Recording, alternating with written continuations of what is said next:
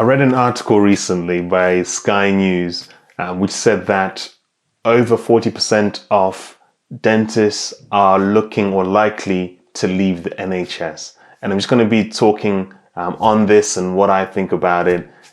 My name is Dr. Arnold, I'm a dentist, and welcome to Lancashire Smiles.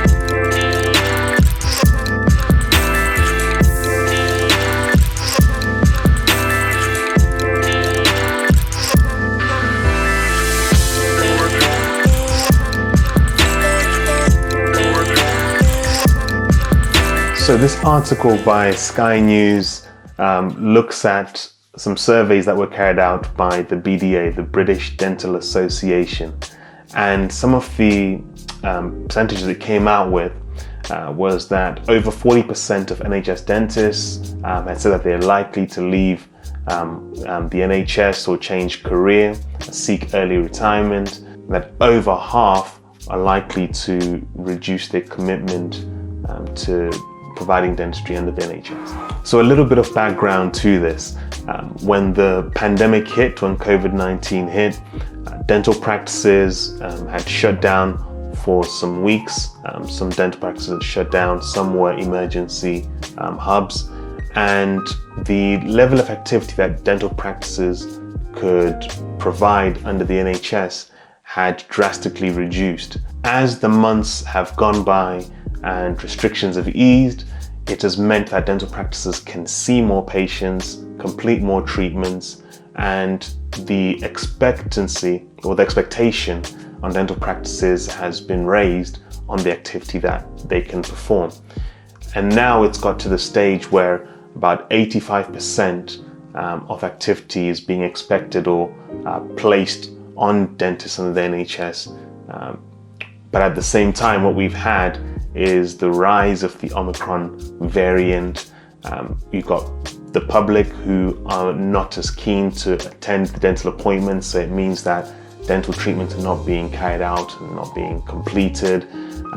Staff that may be isolating or off ill due to COVID-19. And all of this is making it extremely difficult for a lot of dental practices to meet the increasing demand being placed by the NHS. So this is where we are, and this is why we're now seeing surveys from organizations like the BDA showing that dentists are saying that they're likely to reduce their commitment to the NHS and providing dental services, because to meet the targets is becoming very unrealistic for some, and it's a pressurized environment for dentists to be able to thrive and work well in. And ultimately it affects the patient care that's provided. Reflecting on this myself, I do think the pandemic has been a reset button for many dentists, for myself, for some of my friends, my peers who are in dentistry. And it's allowed us to really consider what we want from dentistry as dentists. And for a lot of my colleagues, it's the ability to work and be able to provide the best care possible for your patients, to not have the pressure of targets, and to be able to work in a way that you're happy with. You're happy with the job you've done for your patients, you're happy with the length of appointments you're providing for your patients, and the quality of treatment you're providing for your patients. And what this whole season of COVID has allowed a lot of dentists to do is to reevaluate whether the pressure and the stress of working under the NHS is worth it. And it looks like for many, the answer is no.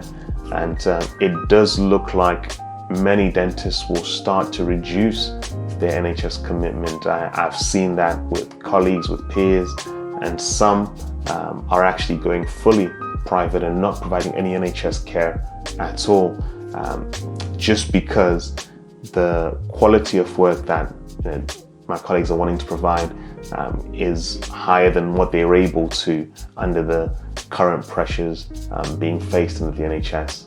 If you put it all together with Brexit and how difficult it's become for foreign trained dentists to come into the UK to work as dentists.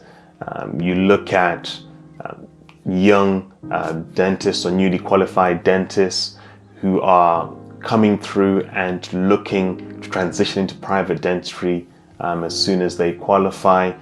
All of that does mean that it's going to be much harder to provide dentistry under the NHS. Recruitment is another thing that's really suffering. Practices are struggling to recruit associates, nurses, staff to service NHS contracts. So I do think it's going to be a tough time for the powers that be who organise NHS dental care to really be able to serve the nation with NHS dentistry if the staff and the workforce is not there to provide it.